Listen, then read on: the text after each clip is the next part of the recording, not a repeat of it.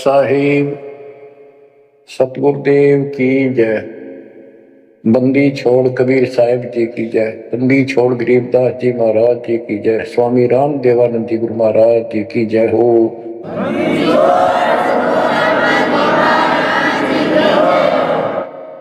सर्व संतों की जय, सर्व भक्तों की जय, धर्मी पुरुषों की जय।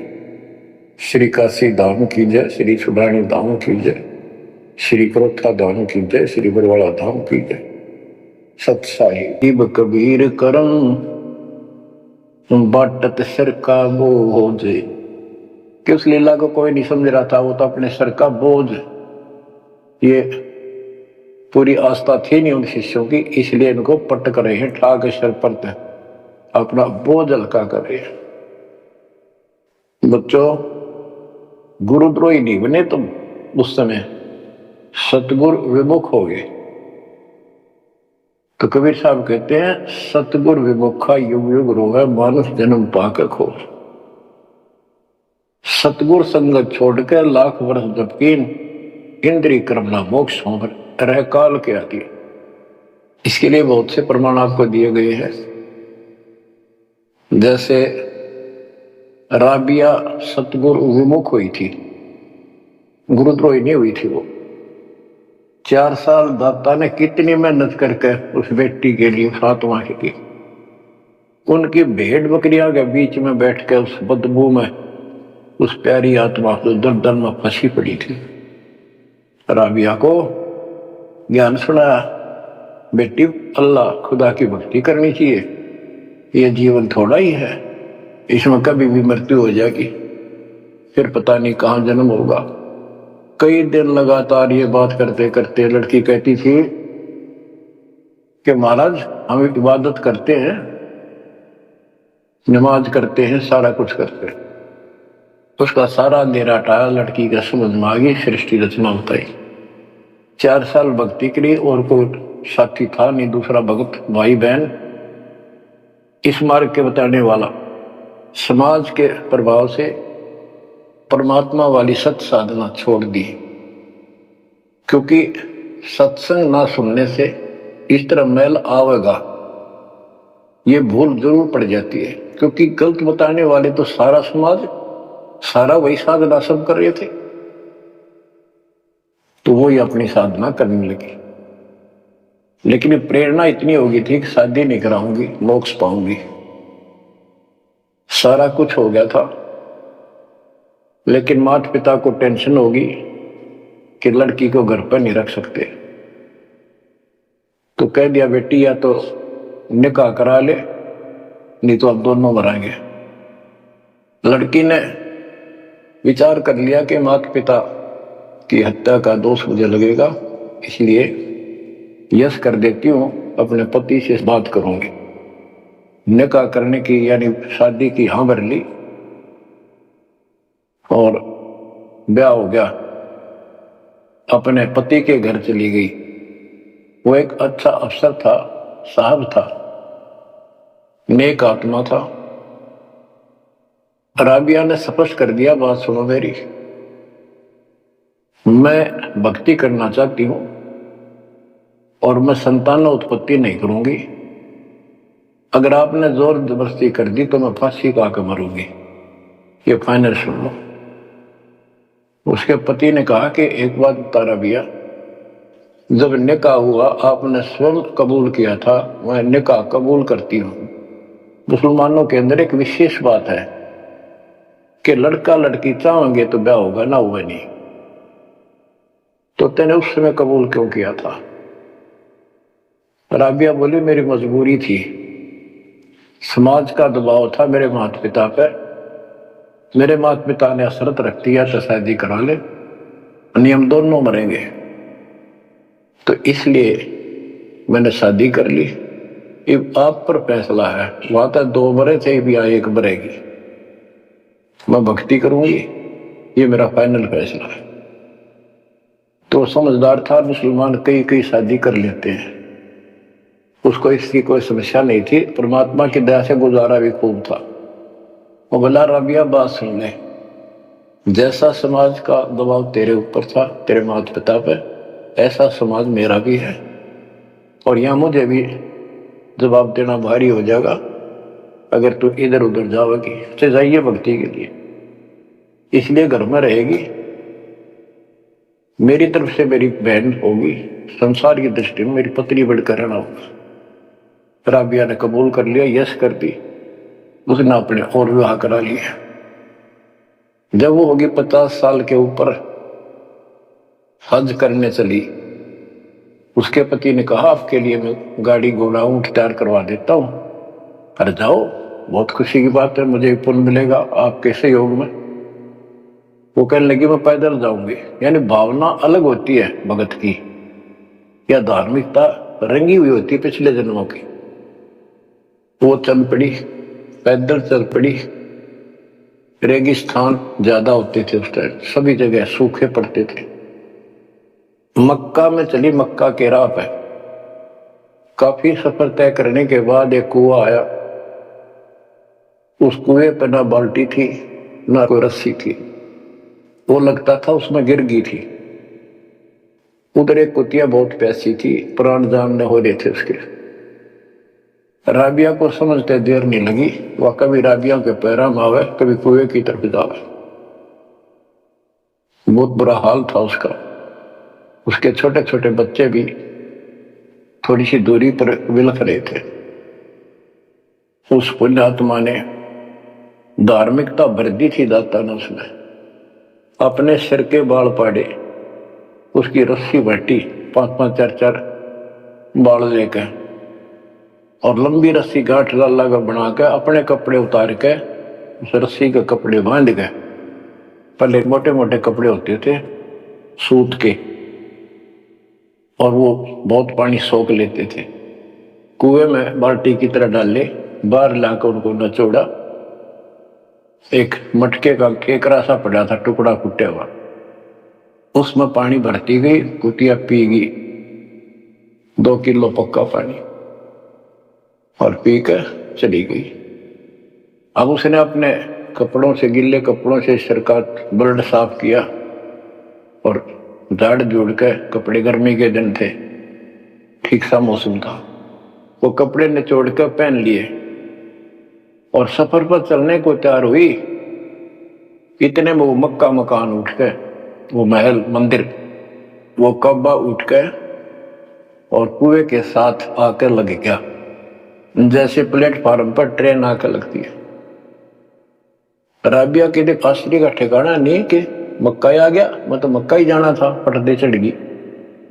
उसके अंदर बड़ी चढ़ते उठ लिया, उड़ के चल पड़ा। उधर से अब्राहिम सुल्तान आदम पहले किसी और जन्म में था। जैसे परमात्मा गरीबदास जी कहते हैं, वाहन गरुड़ कृष्ण असवारा, लक्ष्मी डोरे चौर पारा, असुर निकंदन मेड़ी में। अब गरीबदास जी को कृष्ण विष्णु दिखाई देता, और कृष्ण को ज्यादा लोग मानते हैं। इसी प्रकार उस समय जो अब वर्तमान में वाणी बोली गई, अब्राहिम सुल्तान को अधिक जानते हैं, इसलिए सुल्तान आदम का जिक्र किया, जबकि पहले ये किसी और शरीर में था, राबिया के समकालीन था। सब कहने लगे भाई मक्का कहाँ गया, मक्का कहाँ गया, मंदिर कहाँ गया। अब्राहिम सुल्तान भी वहां जाता रहता था, मुसलमान भाइयों को समझाना चाहता था, गुरुदेव के आदेश से अपनी सच्ची राह बताया करता, क्योंकि वहां धार्मिक लोग ही जाते हैं। वहां चर्चा चली कि मक्का कहाँ गया, मक्का कहाँ गया। सबको आश्चर्य हुआ। अब्राहिम सुल्तान जो पहले शरीर किसी और शरीर में था, गरीबदास जी की वाणी में है कि सुल्तान आदम मक्के गया, मक्का नहीं मकान गया, एक रांड को लेने को नो कहे आदम सुल्तान। अब्राहिम सुल्तान आदम कहता है कि नकमी औरत को लेने गया। वो पहले सतगुरु सन्म आई थी, वो साधना छोड़ के अब ये वही डले ढोरी है। उपस्थित मुसलमानों को उसकी बात अच्छी नहीं लगी,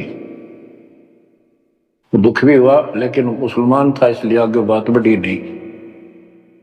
इतने में मक्का आके वहां यथा स्थान पर स्थापित हो जाता है। लोगों ने देखा उसमें एक लड़की, एक औरत है, एक बहन है। नाम पता करा तो पता चला ये ऐसे ऐसे इसका राबी नाम है। सारे मुसलमान समाज में ये हो गया भाई भक्ति हो तो राबी जैसी, अल्लाह को खुश कर लिया, इसको तो जन्नत मिले ही मिलेगी। अगला जन्म उसका एक बांसुरी नाम की लड़की का हुआ। परमात्मा जो उसको चार्ज कर गए थे, वो परमात्मा की चाह उसके अंदर फिर भी तड़प रही थी। उसने ब्याह उस समय भी नहीं कराया और अपना शब्द गाती रही, परमात्मा अल्लाह की महिमा सुनाने लगी। और बंसुरी रूप में बाद 50 साल से ऊपर होगी, हज करने गई तो उसको यह ज्ञान हो गया था कि परमात्मा की धार्मिक बातें डेली गाती और सुनती थी कि जो मक्का में मरता है उसको सीधी जन्नत मिलती है, स्वर्ग बहिष्ठ। तो उसने सोचा ये शरीर तो एक दिन जाएगा, और कहते हैं मक्का में मृत्यु होगी तो जन्नत मिलेगी, जन्नत के लिए सब कुछ किया जा रहा है। उसने वही गर्दन काट दी अपने हाथ तो तलवार मार के। सब कहने हो गया भाई बांसुरी तो गई स्वर्ग में, बांसुरी ने कुर्बानी दे दी और जन्नत में गई। अगला जन्म उस फातिमा का कर्महीन का वैश्या का बना। 2 जन्म कति ब्रह्मचर्य के पालन कर लिए, आखिर में सारी कसर काट दी काल ने। परमात्मा कहते काल के षड्यंत्र को तुम तक ये समझोगे, ब्रह्मा विष्णु महेश अभी तक नहीं समझ पाए। फिर दया करी दाता ने वो गंदा नरक भोग के वह फिर मरी। एक शेख तकी नाम का सिकंदर लोधी राजा का धार्मिक गुरु था, और ये भी कहते वो उनका एक प्रधानमंत्री भी था। जो भी उसके घर जन्म हुआ, उसका 12-13 वर्ष की होकर वह मर गई, कब्र में दबा दिया गया। एक दिन परमात्मा ने ऐसी लीला करी, क्योंकि सोचल छिद्र मैं करूं अपने जन के काम तो उनका था सारा उस बेटी के लिए। शेख तकीक ने जब सारे हथकंडे अपना लिए, कबीर साहब आयरा नहीं, मुर्दे जिंदे कर दिए। उसने कहा वो तो सदमे में था कमाल, रामानंद जादू जंत्र ते जिंदा कर दिया। जब जानू मेरी बेटी कब्र में दब रही है उसको जिंदा कर दे। कई दिन हो गए, 15-16 दिन हो गए। परमात्मा ने कहा ठीक है भाई, सब इकट्ठे कर लो, मुनादी करा दी, उसने खुद करा दी, कहा जिसकी पोल खुलेगी। परमात्मा ने समय बता दिया, उस दिन करूंगा जिंदा। हजारों आदमी सिकंदर लोधी शेख तकी कब्र फुड़वा दी, वहां इकट्ठे हुए, कब्र फुड़वा दी, लड़की का शरीर था। तो परमात्मा ने कहा शेख तकी तू कोशिश कर ले, कदे 5-6 नंबर बनावे, और कहे या सदमे में थी। दूसरे बोले जी अगर ये इस तरह कुछ इल्म होता, अपनी बेटी ने कौन कब्र में दब मिट्टी में, आप दया करो। कबीर साहब ने कहा हे शेख तकी की बेटी जीवित हो जा, नहीं हुई। दूसरी बार कहा यही, नहीं हुई। शेख तकी ने भगड़ा पा दिया, नाचन लग गया कि डोंगी की पोल खुल गई, देख लो कहूं था ना मैं। कभी मुर्दे जिंदे होते हैं, ये तो कयामत के समय होते हैं। तब परमात्मा बोला डट जा बंडेले, रुक। तब कहा हे कबीर की बेटी, आत्मा जहां भी है वापस आ, शरीर में प्रवेश कर बेटी, और 12 इतना ही कहा था, शरीर में कंपन हुई, लड़की उठी, मालिक के चरणों में आकर दंडोत प्रणाम किया, और खड़ी होकर 1.5 घंटे अपने पिछले कर्म, वो पाप बकवाद गलती सारी दोहरा दी, और अपने भगवान के साथ चली गई। परमात्मा ने कहा जा बेटी अपने पिता के साथ, शेख तक के साथ। लड़की बोली मेरा बाप आप हो। इनका इतना संस्कार था, इन दाग दी मट्टी में।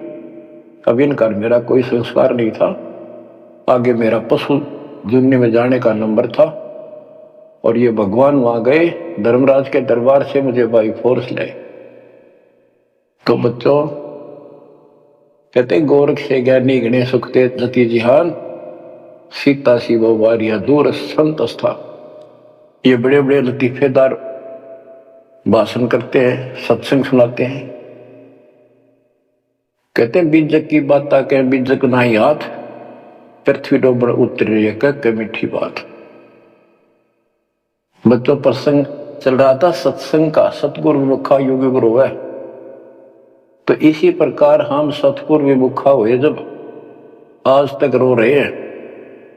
हमारे वो कुछ भक्ति करा कर चार्ज कर गए थे, जिस कारण से अपने को मनुष्य जीवन मिलते हुए आ रहे हैं और भक्ति की चाह भी है। यह गलती फिर न दोहराई। अब नित्यानंद का जो प्रसंग था उस पर आता हूं। और सत्संग चला के कोट जन्म तन भरमत हो गए, कुछ नहीं हाथ लगा रे, कुकर शुकर खरब्याग हो रहे, कहू वाहन सुगा रहे, कोटि जन्म राजा की ना।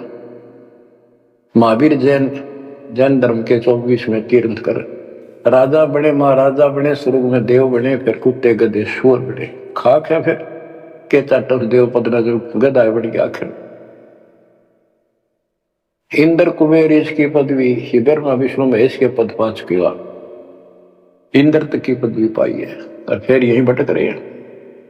दो जग भीष्ट सभी तेने देखे, स्वर्ग नरक सभी धक्के खा चुके हो, भटक चुके हो।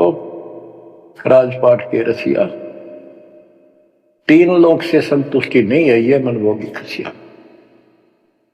कोई एमएलए बन जाए, सरपंच बने, मन में आता चेयरमैन बनो, चेयरमैन भी बन जाता है, वे एमएलए में बात बने।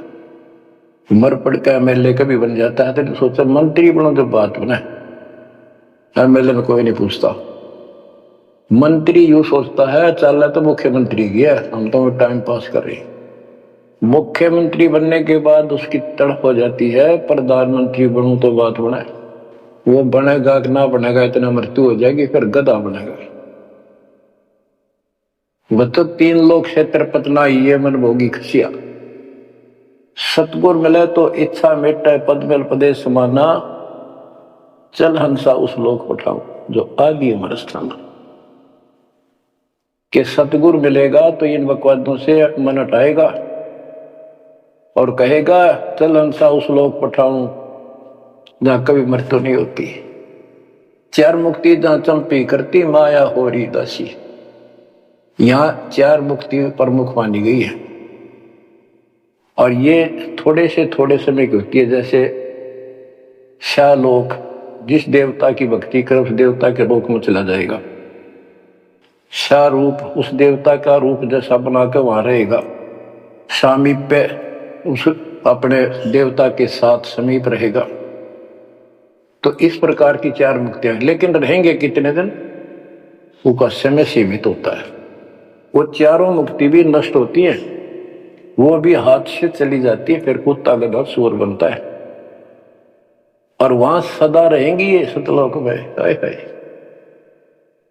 चार मुक्ति जा चंपी करती, माया हो रही दासी, दास गरीब अब पद पर से, मिले राम अविनाशी। के चार मुक्ति जा चंपी करती, यानी चरणों में पड़ी रहेंगे, सदा के लिए भगवान के साथ रहेंगे। और इस धन संपत्ति की वहां कमी नहीं, भरे पड़े हैं खजाने आपके। दास गरीब अब है पद पर से, वहां कभी भय नहीं किसी चीज का, मौत का भय। सबसे बड़ा डर यहां मौत का है, वो जाते खत्म होगा। दास गरीब अब है पद पर से, मिले राम अविनाशी। ब्रह्मा विष्णु महेश नासवान, ब्रह्म नासवान, सरपुरुष अक्षर पुरुष ये नासवान, देवी नासवान और देवताओं की जिक्र के कुछ। गीता प्रमाण देती है दूसरे अध्याय के 12वें श्लोक में, चौथे अध्याय के 5वें श्लोक में और 9 में और 10वें के 2 में। गीता बोलने वाला इनका ब्रह्म कहता है काल कि तेरे मेरे बहुत जन्म हो चुके हैं अर्जुन, तू नहीं जानता, मैं जानता हूं, आगे भी होंगे। मेरी उत्पत्ति हुई है, ये देवता नहीं जानते। तो बच्चों वो अविनाशी राम दूसरे अध्याय के 17वें श्लोक में कहा है, 18वें के 40 में, 18वें के 61 और 62 में और 15वें अध्याय के 17वें श्लोक में बताया। उत्तम पुरुषत्व अन्य परमात्मा इति उदारते, यह लोग term अविश्ववर्ती अवेश्वर है, वो अविनाशी भगवान मिलेगा वहां पर। कबीर साहब कहते हैं यहां भी तुम, जब तुझे राजपाट भी चाहिए हमारा इधर ले ध्यान। यहां राजपाट कैसा देंगे आपको, और संसार के लोगों से ज्यादा सुविधा देंगे परमात्मा। और कहते हैं जिसके मन में परमात्मा की भक्ति है तो फिर के इंद्र का राज, उसको कभी नफरत हो जाती है उस राज से तो महाराजा बन जाता है।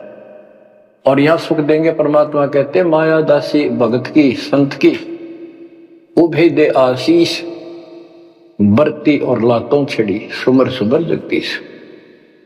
कहते इतना धन दे देगा बंदी छोड़ के खाइयो खर्चियो खूब धर्म भलाइयो। माया दासी संत की उभय दे आशीष, दोनों तरफ से आशीर्वाद देगी। खाओ खर्चो और दान करो। और बरती और लातों छिड़ी, कबीर साहब कहते सुमर सुमर जगदीश। सुमर कौन सा जगदीश, वो सच्चा नाम, सच्ची भक्ति, सतपुरुष कबीर साहब की भक्ति कर करके। अब नित्यानंद ये सारा सत्संग सुन रहा था, ये क्या करते हैं, बात तो सुनाओ सतलोक के मिलती जुलती, अध्यात्म ज्ञान भक्ति विष्णु तक की। अब नंदलाल पंडित जी ऊपर से तहसीलदार, 2 मरोड़ इकट्ठी। उसने सोचा यहां जाऊंगा संत के पास तो नगरी के लोग क्या कहेंगे, ब्राह्मण और तहसीलदार या किसी के घर में आकर संत के चरणों पड़ा। काल न तक कई रास्ते रोक रखे हैं, तो उसको पता चला कि महात्मा का डेरा है यहां नारनौल से 2 किलोमीटर दूरी पे। संत चले गए। अगले दिन, उस दिन तक खूब विचार किया। सुबह सुबह घोड़े पर बैठकर, जो सरकार की तरफ से मिलता था उनको, आश्रम में चला। संत जी शर्त को उस तरह फिरवा रखा था और सुबह सुबह इजी मूड में घूमने के लिए उसी रास्ते आ रहे थे जिस रास्ते वो नंदलाल जा रहा था तहसीलदार जी। अब ये ब्राह्मण उस टाइम सारे सोन को सोन घड़ी मान्या करते। उसने सोचे देख यो मन उस बाल कटवा के आगे आ गया मेरे, और मैं कितना अनमोल काम करना चाहूं था, आज गुरु बनाना चाहूं था, अपने जीवन का सौदा करना था, यो कसोन हो गया, कुसोन अपलक्षण हो गया। तो उसने अपने मन में सोच लिया इसके टोले मार दे 2 शर्मा उड़ी, यो कसोन मिट जाएगा। हम भी पहले क्या करते ना, बच्चे थे जब, के झूठ बोला पाप लगेगा, न बोला उंगली पर उंगली धरकर बोली थी कोई ना लगा पाप। ये अपने बनावटी बातें थी, उंगली पर उंगली चढ़ा ली थी इसलिए पाप ना लग गया कर। तो उसने इस दृष्टिकोण से उस महात्मा का शर्म ने उल्टी उंगली है टोले मारे 3-4 और बोला निर्भाग मनहूस तनाजा मेरा गाना था, आज मैं गुरु बनाने जा रहा था, अपना जीवन का सौदा करूंगा। अब वो संत जी हैरान रह गया है, पढ़ा लिखा दिखे, घोड़े पर सवार कोई अफसर होगा और ऐसा व्यवहार कर दिया। अच्छा उस्ताद, संतों के साथ ऐसे व्यवहार करनी बहुत मिला करें, ज्यादा माइंड नहीं करते। वो चला गया। आश्रम में पहुंचा तो घोड़ा पर उतर कर एक वृक्ष पे बांध दिया।